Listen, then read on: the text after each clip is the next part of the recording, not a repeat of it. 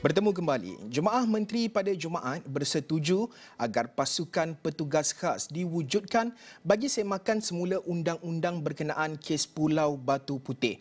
Dan menerusi kenyataan Perdana Menteri pada Sabtu, penubuhan itu bagi membuat kajian menyeluruh, meneliti dan mencadangkan option-option yang bersesuaian dengan mendapatkan pandangan daripada pakar undang-undang antarabangsa. Dan usaha tersebut bertujuan untuk menyemak semula undang-undang berkenaan, permohonan semakan dan pentafsiran berkenaan kes Pulau Batu Putih. Pada masa yang sama, Jemaah Menteri juga telah membuat keputusan untuk mendapatkan pandangan undang-undang awal berkenaan tindakan undang-undang di bawah thought of misfeasance ke atas mana-mana pihak yang mendapati telah melakukan kecuaian dan kekilafan ekoran tidak meneruskan permohonan semakan dan pentafsiran kes Pulau Batu Putih. Dan bagi mengulas lanjut berkenaan perkara ini, berada di talian adalah Ketua Eksekutif ISIS Malaysia, Harizal Hazri. Pertama sekali, Harizal, terima kasih kerana sudi bersama dengan Esra Awani. Pandangan Harizal berkenaan pasukan petugas khas bagi semakan semula undang-undang berkenaan kes Pulau Batu Putih ini, penubuhannya, pandangan awal Harizal. Terima kasih. Yang pertama sekali, saya memandang ini sebagai satu langkah yang amat baik kerana kita harus menunjukkan komitmen kita yang berterusan ke atas kes Batu Putih ini, kerana ini bagi saya adalah antara satu elemen sovereignty negara kita. Jadi walaupun satu proses telah berlaku lebih kurang 13 tahun yang lepas, kita mempunyai hak untuk menyemak keputusan itu dan kita harus mempersiapkan diri kita kalau kita mahu menyemak. Jadi yang pertama, saya rasa ini adalah satu langkah yang baik kerana ini menunjukkan komitmen kita ke atas negara Malaysia itu sendiri, ke atas apa yang kita anggap bahawa itu adalah tanah kita, sovereignty kita. Dan yang keduanya, dengan adanya langkah ini, kita boleh melihat strategi-strategi ataupun melihat lagi mungkin ke atas kelemahan-kelemahan yang mungkin berlaku pada masa yang lalu untuk kita mempersiapkan diri kita kalau kita mahu menghantar permohonan untuk menyemak keputusan yang lepas pada tahun 2008 itu sendiri.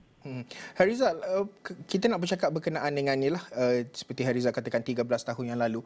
Jadi dengan penubuhan badan ini, apakah fokus utama yang perlu diberikan oleh pasukan ini untuk mengelak kesilapan teknikal berulang, dan adakah dengan menilai bukti sedia ada dan juga mendapatkan bukti-bukti yang lebih kukuh, pandangan Harizal? Ya, yang pertama sekali tentu sekali kita harus faham bahawa ini adalah satu proses perundangan.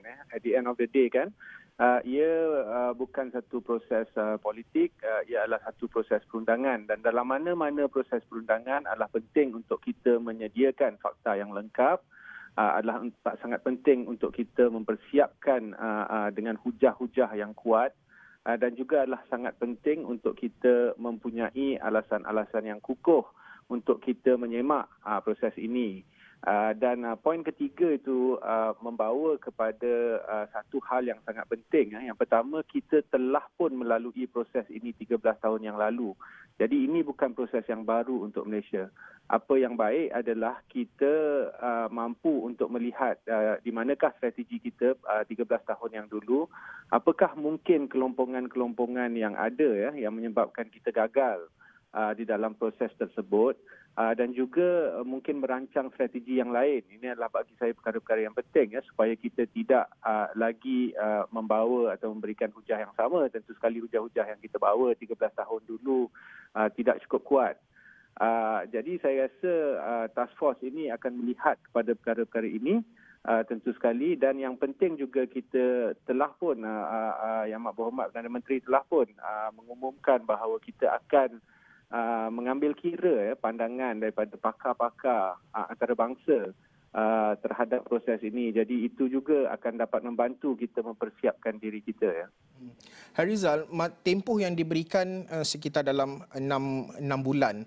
Bagaimana Harizal melihat tempoh 6 bulan dan siapakah individu-individu yang dilihat sesuai untuk berada di dalam badan ataupun jawatankuasa ini? Yang pertama, tempoh 6 bulan itu saya rasakan tentu sekali keputusan itu dibuat berdasarkan perbincangan terlebih dahulu je. Jadi walaupun kita tahu kita tidak menghantar apa-apa permohonan untuk review keputusan pada tahun 2019 di mana kita boleh kalau kita mahu kerana sistemnya adalah selepas keputusan dibuat, kita hanya boleh menghantar permohonan untuk review 10 tahun selepas keputusan itu dibuat. Jadi 2019 sebenarnya kita boleh menghantar permohonan untuk review tapi kita tidak menghantar. Jadi yang pertama maksudnya proses itu telah berlaku, jadi pengumpulan data mungkin telah berlaku dan keputusan yang dibuat pada 2019 itu bagi saya tentu sekali saya tak tahu, tapi bagi saya tentu sekali mempunyai alasan-alasan tertentu. Jadi oleh kerana kita telah pun bagi saya mungkin mempunyai beberapa persediaan yang telah dibuat, jadi proses 6 bulan itu mungkin tidak mustahil. Itu yang pertama. Yang kedua, kalau saya nak memberi komen siapa yang patut atau siapa yang tidak patut, itu bukan tempat saya. Ini keputusan Kabinet dan saya pasti Yang Berhormat Perdana Menteri dan Kabinet mempunyai pandangan yang lebih baik dan mereka pasti sudah tentu sekali telah pun mempunyai ahli-ahli yang akan diletak di dalam task force ini berdasarkan kepada keputusan ataupun pengalaman yang tersedia ada. Seperti yang saya katakan, ini bukan satu perkara baru. Kita telah melalui proses ini 10 tahun yang lepas. Kita mempunyai sedikit pengalaman. Kita sudah tahu jalan kerjanya bagaimana dan tentu sekali perbincangan yang mendalam sedang berlaku sekarang ini dan telah dan juga sedang berlaku tentang siapa yang akan duduk di dalam task force ini.